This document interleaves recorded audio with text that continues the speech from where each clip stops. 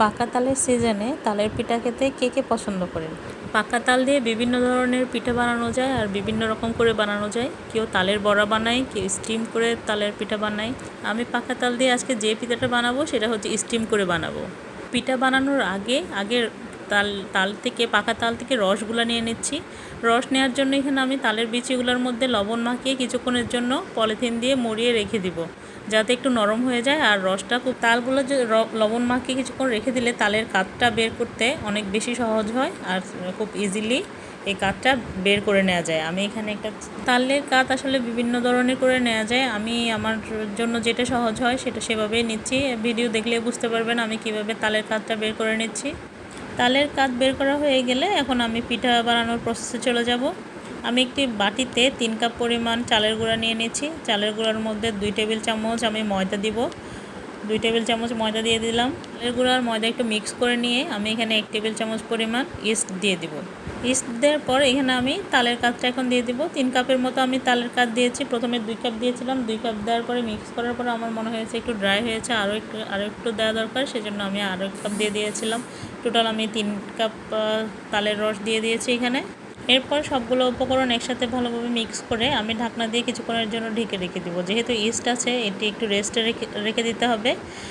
অল্প কিছুক্ষণ রেস্টে দিয়ে এখন আমি বাকি উপকরণগুলো একে একে দিয়ে দিব। বাকি উপকরণগুলোর মধ্যে এখানে আমি দিয়েছি একটা ডিম। আপনাদের যদি ব্যাটারের পরিমাণ বেশি হয় তাহলে 2টো ডিম দিবেন। আর চিনি দিয়েছি আর লবণ দিয়েছি, তারপর মিক্স করে নিচ্ছি।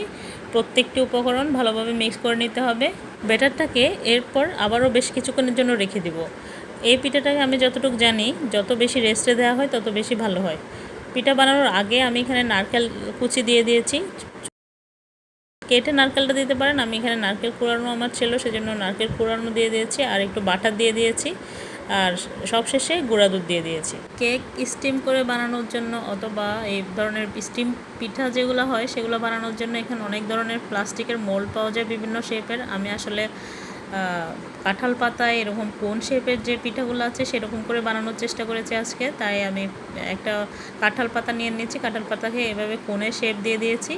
তারপরে হচ্ছে আমি এখানে পিঠাগুলো ভরে তারপরে স্টিম করে নেব। এখন কোন শেপের কাঁঠাল পাতার মধ্যে আমি অল্প অল্প করে ব্যাটার দিয়ে দিব, তারপর পিঠা বানানোর জন্য রেডি করব। অল্প অল্প ব্যাটার দিতে হবে, বেশি ব্যাটার দেওয়া যাবে না, কারণ এটি পিঠা হওয়ার পরে অনেক বেশি পরিমাণে ফুলে উঠবে। জানি পিঠাটা অনেকেই জানেন, আর দেখানোর কিছু নয়, আসলে আমি যেভাবে বানাই সেভাবে আপনাদেরকে দেখানোর চেষ্টা করেছি। আর কে কীভাবে বানান আমাকে জানাতে ভুলবেন না। মোটামুটি কয়েকটা কোণ বানানো হয়ে গেলে আমি এরপরে স্টিম করার জন্য চলে যাব। আগের থেকে আমি রাইস কুকারে পানি গরম করতে দিয়ে দিয়েছিলাম। এরপরে এই যে এভাবে স্টিমার যেটা আছে রাইস কুকারে সেটার মধ্যে আমি এভাবে দিয়ে দিব কোণগুলো স্টিম হওয়ার জন্য। দেখতে পাচ্ছেন সম্পূর্ণ কেকের মতো হয়ে ফুলে উঠেছে, অনেক সফট হয়েছে আমার পিঠাটা। সবাই ভালো থাকবেন। আজকের রেসিপি আমার কেমন লেগেছে সেটা জানাতে ভুলবেন না। আল্লাহ হাফেজ। আমার জন্য দোয়া করবেন, আমার ফ্যামিলির জন্য দোয়া করবেন।